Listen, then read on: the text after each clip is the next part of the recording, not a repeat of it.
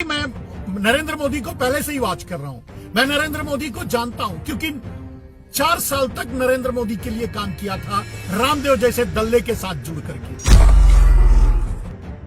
इस आदमी ने 59 अपने ही कार सेवकों को जिंदा जलवा दिया, हिंदुओं को ही ट्रेन में बंद करके जिंदा जलवा दिया। और उन्हीं जिंदा लोगों की, उन्हीं जिंदा जले लोगों की, अपने ही हिंदुओं की लाशों पर खड़े होकर के गुजरात में दंगा करवा दिया। जो आदमी मुख्यमंत्री बनने के लिए अपने ही हिंदुओं को, 59 कार सेवकों को जिंदा जलवा सकता है ट्रेन में, वो कितना क्रूर होगा। 5 साल से मैं यही कह रहा था कि ये आदमी कुछ नहीं कर रहा है तो चुनाव जीतने के लिए कोई ना कोई ब्लंडर दुर्घटना जरूर करवाएगा, और इसने किया। 44 सैनिकों को मरवाना, उनकी जांच तक नहीं हुई। 1.5 लाख जो कोरोना से मारे गए, उसका हत्यारा कौन है? मोदी ने। तो इस आदमी से मैं ये उम्मीद करूं, आप ये उम्मीद करो कि 33 किसान शहीद हुए हैं, इसको संवेदना जागेगी, इसको शर्म आएगी। इस बेहया को ऐसा कुछ भी नहीं होने वाला। ये आदमी इंसान ही नहीं है, भेड़िया है, भेड़िया। जो भी किसान के पक्ष में, जितने लोग भी किसान के पक्ष में बोल रहे हैं, उनकी आइडिया स्लो की जा रही है, कंट्रोल की जा रही है, मैनिपुलेट की जा रही है, ब्लॉक की जा रही है। किसानों के लिए आवाज उठाने वाले लोगों का गला दबाया जा रहा है। हाथ जोड़ करके मैं अपने उन 33 किसानों की शहादत को नमन करता हूं, सर झुका करके प्रणाम करता हूं। उनके शहादत को यह देश कभी नहीं भूलेगा, क्योंकि किसान अपने लिए नहीं लड़ रहे हैं, हमारे और आपके लिए लड़ रहे हैं। क्योंकि किसान देश को, खुद को बचाने के लिए नहीं लड़ रहे हैं, पूरे देश से, देश को अडानी अंबानी जैसे दलालों से बचाने के लिए लड़ रहे हैं। तो हमें उन्हें नमन करना चाहिए। लेकिन लड़ाई का एंगल्स क्या है? मेरे दोस्तों, जो भी किसान के पक्ष में, जितने लोग भी किसान के पक्ष में बोल रहे हैं, उनकी आइडिया स्लो की जा रही है, कंट्रोल की जा रही है, मैनिपुलेट की जा रही है, ब्लॉक की जा रही है। किसानों के लिए आवाज उठाने वाले लोगों का गला दबाया जा रहा है, मुंह बंद किया जा रहा है। जिस भी माध्यम से, सोशल मीडिया, ट्विटर पे, फेसबुक पे, जहां भी किसानों के पक्ष में जो लोग भी खड़े हैं, उनकी आवाज को रोका जा रहा है। जैसे मैं उदाहरण देता हूं मेरे दोस्त,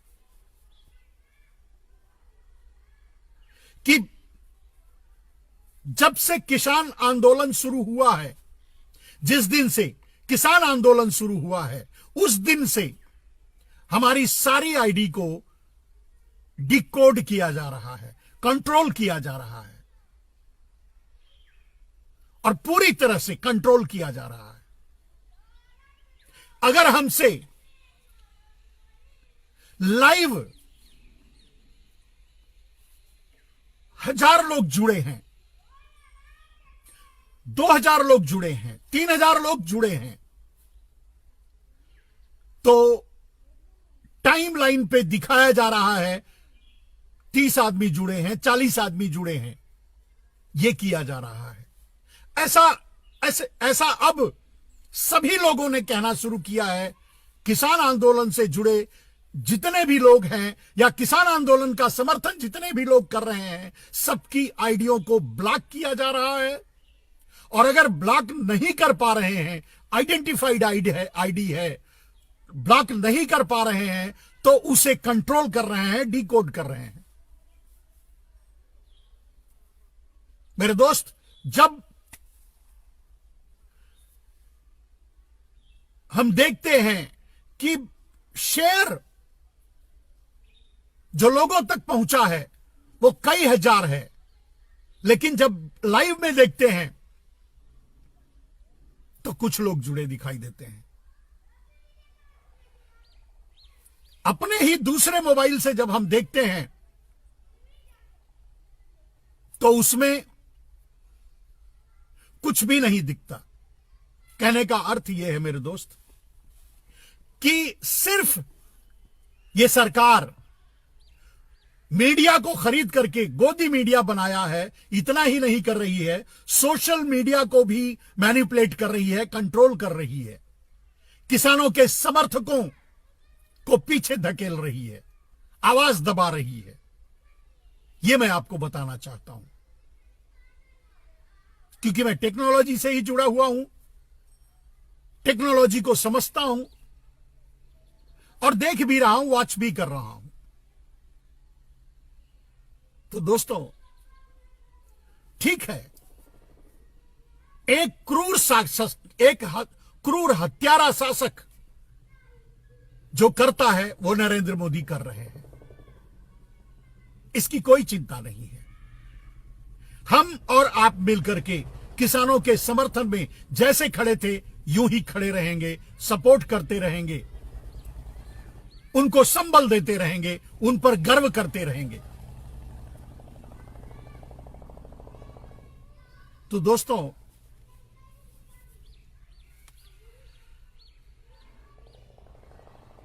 किसान आंदोलन में सीधे जो लोग जुड़े हैं, आपको पता होगा कि वहां जैमर लगाया जा रहा है।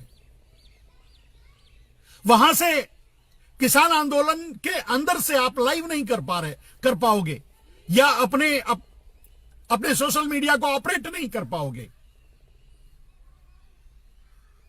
आपने देखा कल कुछ भाड़े के किसानों को ला करके यह दिखाने की कोशिश की गई कि हमारे साथ भी लोग खड़े हैं। यह बिल देश हित में है ऐसा मानने वाले भी लोग हैं, यह बताने की कोशिश की जा रही है।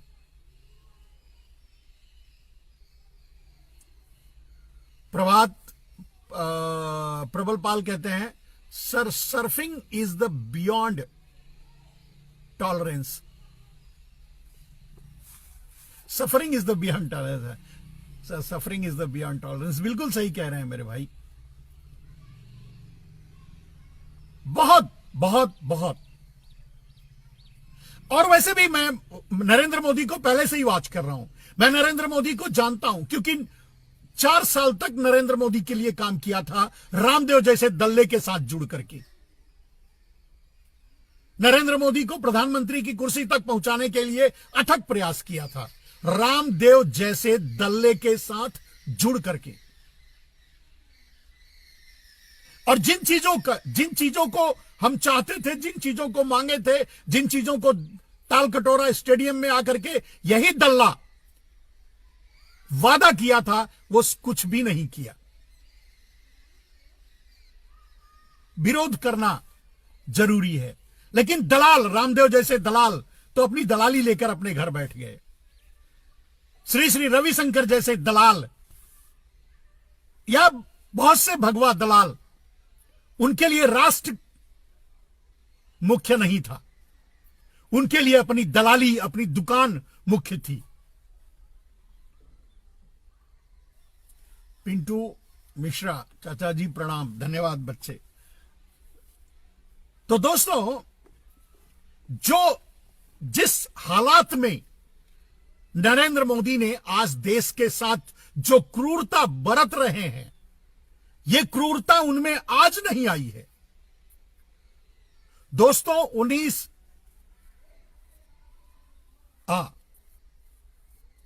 2000 में संभवतः नरेंद्र मोदी एक्सीडेंटल मुख्यमंत्री बने थे। भुज में भूकंप आया था और इनको मुख्यमंत्री बना करके भेज दिया गया। 6 महीने के बाद ही, 1 साल भर के बाद चुनाव था। 6 महीने में ये कुछ नहीं कर पाए, जीतने की कोई संभावना ही नहीं थी। तो इस आदमी ने 59 अपने ही कार सेवकों को जिंदा जलवा दिया। हिंदुओं को ही ट्रेन में बंद करके जिंदा जलवा दिया और उन्हीं जिंदा लोगों की, उन्हीं जिंदा जले लोगों की, अपने ही हिंदुओं की लाशों पर खड़े होकर के गुजरात में दंगा करवा दिया। और जानते हैं, ये पूरा देश जानता है कि उन्हीं वही एक मुद्दा बना करके, हिंदू और मुसलमान मुद्दा बना करके फिर से 6 महीने के, क्योंकि 6 महीने के बाद ही चुनाव था, चुनाव हुआ, ये जीता और मुख्यमंत्री बन गया। जो आदमी मुख्यमंत्री बनने के लिए अपने ही हिंदुओं को, 59 कार सेवकों को जिंदा जलवा सकता है ट्रेन में, वो कितना क्रूर होगा। दुनिया का झूठ बोल करके प्रधानमंत्री बने, कुछ नहीं कर पाए। जब देश विरोध करने पर उतरा, फिर साजिश रची। अपने 44 सैनिकों को, सीआरपीएफ के जवानों को आरडीएक्स लगवा करके उड़वा दिया। सीधे ही उन 44 सीआरपीएफ के जवान जो मारे गए, उनका हत्यारा नरेंद्र मोदी है। और यह बात मैं आज नहीं कह रहा हूं, जब वो मारे गए उससे बहुत पहले से, 5 साल से मैं यही कह रहा था कि यह आदमी कुछ नहीं कर रहा है तो चुनाव जीतने के लिए कोई ना कोई ब्लंडर दुर्घटना जरूर करवाएगा। और इसने किया। 44 सैनिकों को मरवा डाला, उनकी जांच तक नहीं होने दी, उन पर उनकी कोई बात नहीं की। एक नौटंकी रचा, सर्जिकल स्ट्राइक का, अभिमन्यु ड्रॉपिंग का, और एक आदमी वापस आया पाकिस्तान से, उसको बस उसी को मुद्दा बना करके यह चुनाव लड़ा। अपने 44 सैनिकों को अपने पैरों से कुचल डाला, खत्म कर दिया, कोई सुनवाई नहीं। और वो 44 सैनिकों का हत्यारा देवेंद्र सिंह जैसा आदमी आज अदालत से बाहर है, जमानत पे बाहर है, क्योंकि वो नरेंद्र मोदी का आदमी है। तो एक शासक कितना क्रूर हो सकता है और उसकी क्रूरता किस हद तक जा सकती है, इसका उदाहरण नरेंद्र मोदी प्रस्तुत कर चुके हैं। आज 33 किसान आंदोलन में शहीद हो चुके हैं, लेकिन इसने एक भी शब्द उन पर नहीं लिखा है।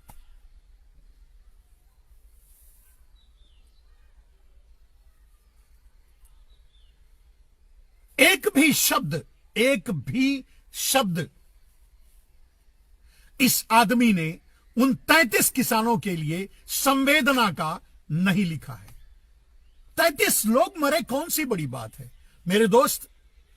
यह आदमी साजिश करके कोरोना वायरस भारत में लाया था, क्योंकि 5 सालों में इसने कुछ नहीं किया। दोबारा प्रधानमंत्री बनने के बाद भी कुछ नहीं किया। तो जब सवाल उठने लगा, जीडीपी 3.8 पर आ गई, भूखमरी डबल हो गई, 55 पोजीशन से 103 पोजीशन पे चला गया भारत का सूचकांक। किसानों की आत्महत्या ऑलमोस्ट डबल हो गई, बेरोजगारी 30-40 साल पीछे चली गई, गरीबी, महंगाई 30% से लेकर 300% तक बढ़ गई। तो जब हर चीज में फेल हो गया, यह साजिश करके कोरोना वायरस लेके आया। साजिश करके क्यों कह रहा हूं मैं, कई बार बहुत से वीडियो आपको प्रमाण सहित इसके बारे में है। मेरे दोस्त, 31 जनवरी को कोरोना वायरस का पहला केस भारत में केरला में सामने आया था। 31 जनवरी। और यह आदमी कोरोना वायरस को भारत में आने दिया, क्योंकि कोरोना वायरस विदेश से जो आ रहे थे उनके जरिए भारत पहुंच रहा था और कोई रास्ता नहीं था आने का, क्योंकि कोरोना वायरस भारत में नहीं चाइना में पैदा हुआ था। ऐसा तो आने दिया और खुद 24 फरवरी को नमस्ते ट्रंप करता रहा। यानी 24 फरवरी तक खुली छूट रही, पूरे सारे अंतरराष्ट्रीय एयरपोर्ट खुले रहे।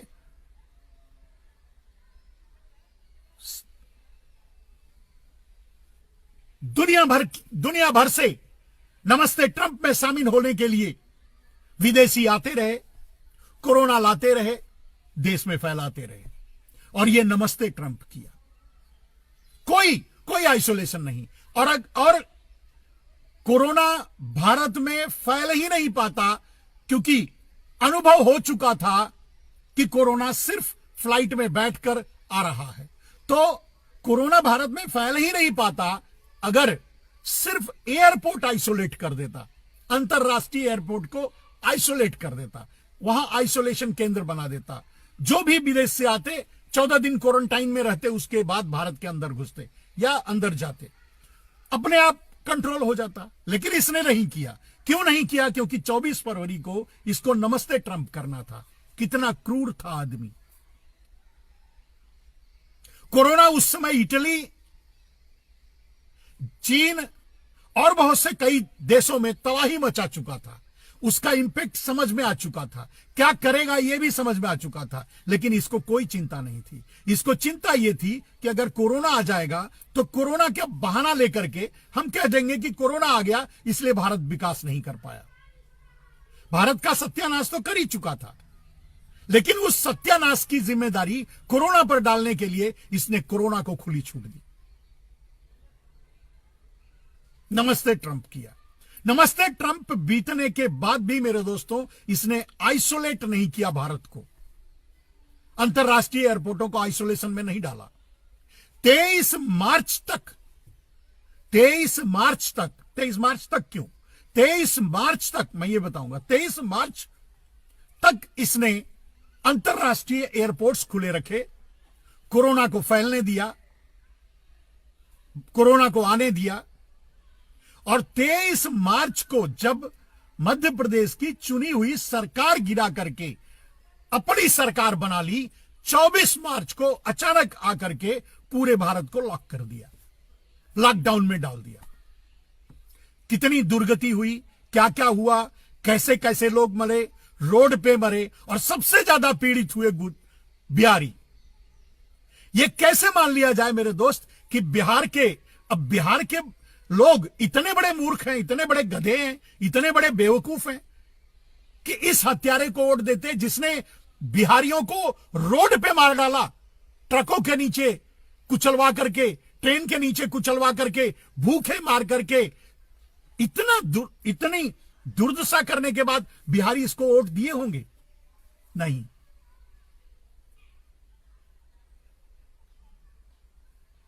तो कहां इसको, कब आपने देखा है कि इसको अपनी जनता से, अपने देश से प्यार है?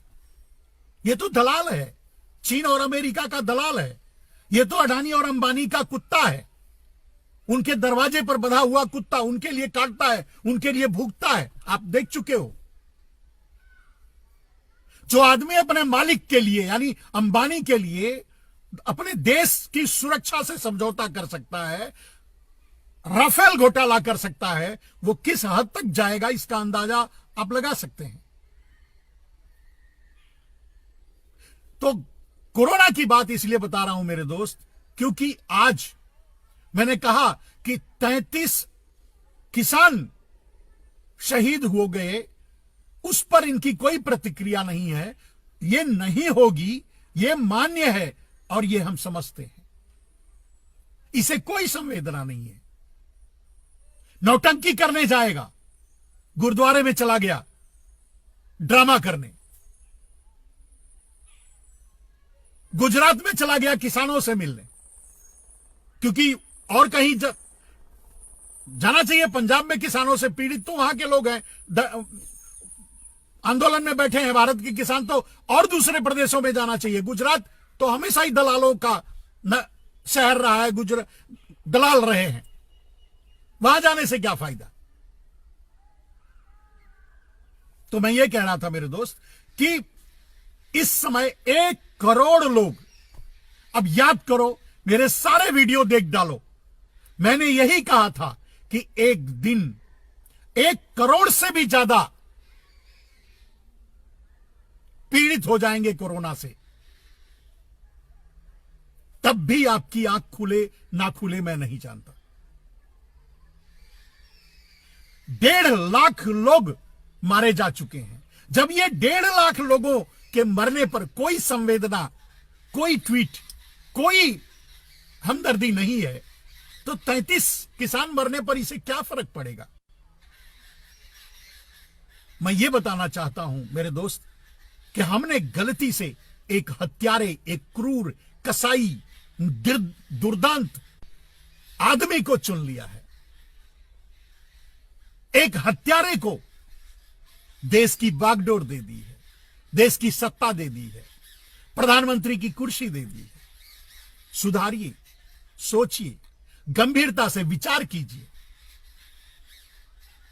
तो जब 1.5 लाख कोरोना से मारे गए इसकी साजिश के चलते, और इससे सवाल पूछो कि भाई तुमने जब कोरोना आ रहा था तो तुम नमस्ते ट्रंप क्यों कर रहे थे? कोई जवाब नहीं। जब कोरोना आ रहा था तब तुम मध्य प्रदेश की सरकार गिराने के लिए हवाई जहाज में बिठा करके विधायकों को इधर से उधर लेकर क्यों घूम रहे थे? कोई जवाब नहीं। लेकिन ठीक उसके दूसरे यानी 23 तारीख तक जब योजना सफल हो गई तो 24 तारीख को इसने पूरे भारत को लॉकडाउन कर दिया। एक दिन में ही ऐसा क्या हो गया? समय दे सकता था, लोगों को सूचित कर सकता था, भैया जहां रहना चाहो रह लो, शहर में रहना है रह लो, अपने गांव जाना है, घर जाना है वहां चले जाओ, जहां जाना है चले जाओ। हो सकता है अभी तो हम 18 दिन के लिए, 20 दिन के लिए, 21 दिन के लिए लॉकडाउन कर रहे हैं, ये बढ़ाया भी जा सकता है, तो अपना निर्णय खुद ले लो। लोग अपना निर्णय ले लेते, लोग आराम से अपने अपने घर पहुंच जाते। लेकिन इसे तो मारना था। तो जितने लोग रास्ते में मरे, भूख से मरे, ट्रेन के नीचे कुचल के मरे, ट्रकों से नीचे कुचल के मरे, उसका हत्यारा कौन है? मोदी ना। 1.5 लाख जो कोरोना से मारे गए, उसका हत्यारा कौन है? मोदी ना।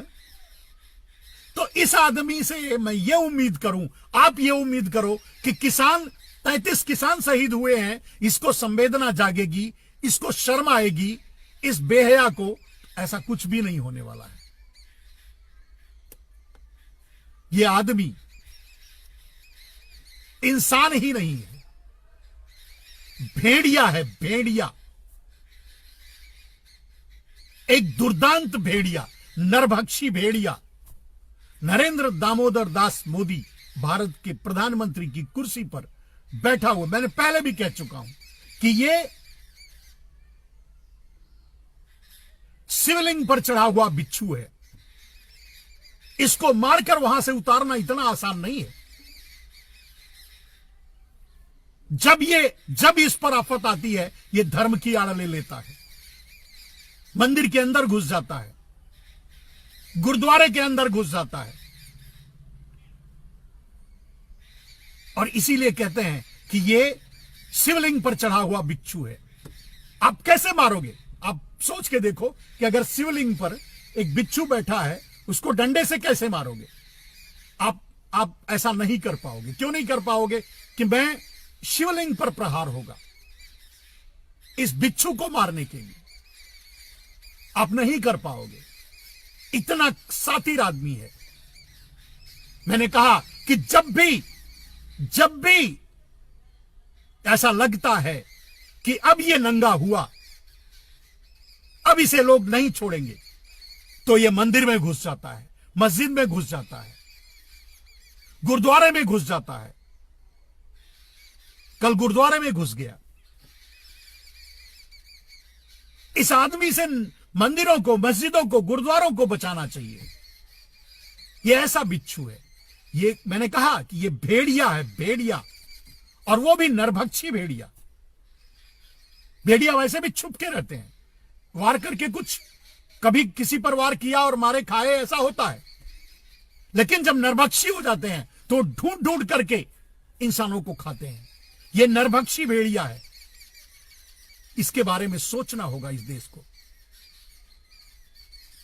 जरा भी वेदना, जरा भी संवेदना इस आदमी के अंदर नहीं है, और किसी भी बात का जवाब ना इसके लोगों के पास है। मैं बहुत बातें बोल चुका हूं। आप लोग भी किसान आंदोलन से किसानों को सुन रहे हैं, आप भी समझ रहे हैं। लेकिन आप अगर दो शब्दों में पूछा जाए कि कल पूरे भारत का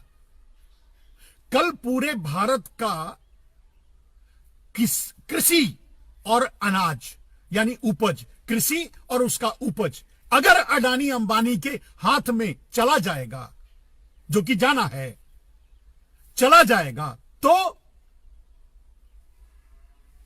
किस रेट में चावल, दाल, अनाज, गेहूं, तेल, दलहन, तिलहन उपभोक्ता को मिलेगा, इसका अंदाजा जिसे है वो आज आंदोलन में बैठा है। मेरे दोस्त, बहुत सीधी सी बात है। अगर मुफ्त में पानी मिलता है, वो भी ये 20 रुपए में बेचते हैं, जब ये खरीद करके 20 रुपया किलो गेहूं या चावल 30 रुपया किलो अगर ये बाजार से खरीद कर अपने गोडाउन में रखेंगे, तो आपको क्या भाव में बेचेंगे? आपको 100 रुपया किलो आटा मिलेगा, आपको 200 रुपया किलो चावल और दाल मिलेगा। कैसे जी पाएगा? और जब फूड कॉरपोरेशन ऑफ इंडिया से सब कुछ अडानी अंबानी के हाथ में चला जाएगा, तो जो नरेंद्र मोदी 84 करोड़ को 5 किलो अनाज देकर जिंदा रखे, वो मर जाएंगे कि जिएंगे? उनकी भाषा में बोल रहा हूं। चलिए कुछ दोस्त की बात सुन लेता हूं।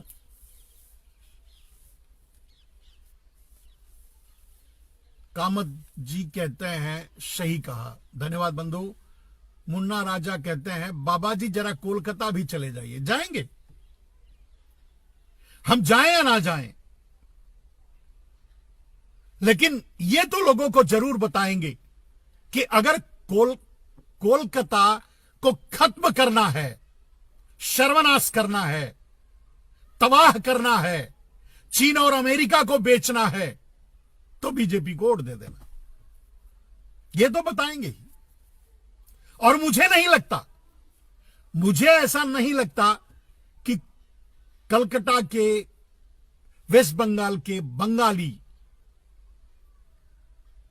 मूर्ख होंगे। बंगाली हमेशा बुद्धिजीवी माने जाते हैं। बंगालियों ने बढ़ चढ़ करके देश की क्रांति में भाग लिया था, देश को आजाद कराने में भी अपना योगदान दिया था। बंगाल ने बड़े से बड़े क्रांतिकारियों को जन्म दिया है। मुझे नहीं लगता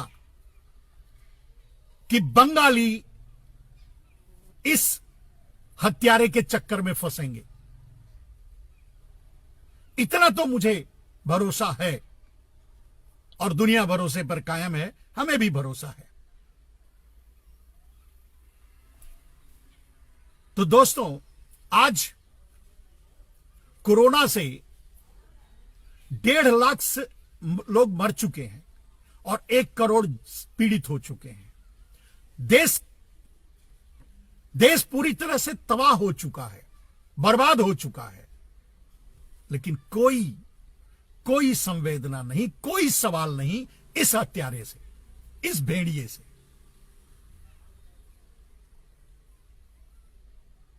और ये भेड़िया, अब सोचो, ये भेड़िया 33 किसानों को खा डाला। क्या उन 33 किसानों को वापस कर सकता है? जिंदा कर सकता है? किसान अपनी सही मांग लेकर बैठे हैं। पहले दिन मान लेता तो ये 33 किसान जिंदा होते। तो क्या ये 33 किसानों को वापस ला सकता है? नहीं। लेकिन आज भी ये भेड़िया गुरुद्वारे में घुस जाता है अपने आप को बचाने के लिए। अगर समस्याओं का समाधान ढूंढना होता तो किसानों के बीच जाता। गुरुद्वारे क्यों जा रहा है? अपने आप को बचाने के लिए।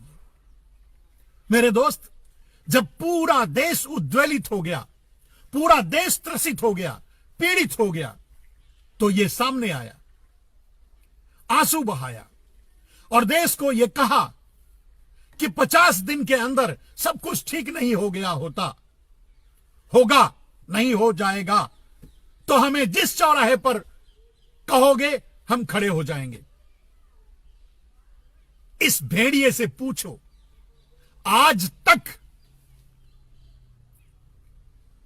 उस 2000 के नोट लॉन्चिंग का साइड इफेक्ट आज तक असर कर रहा है भारत पर।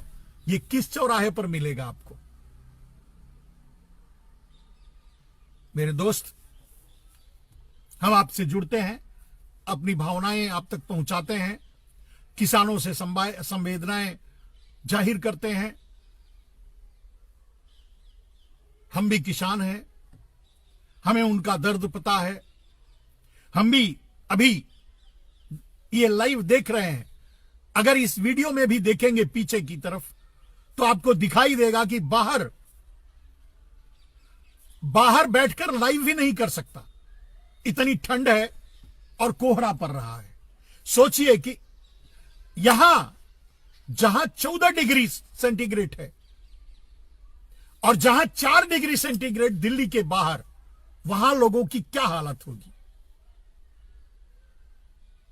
तो सशरीर भले ही हम दिल्ली के बॉर्डर पे नहीं हैं, लेकिन आत्मा से पूरी तरह से हम किसानों के साथ हैं। मरते दम तक किसानों का साथ देंगे। प्रार्थना करेंगे कि इस भेड़िए का अंत हो,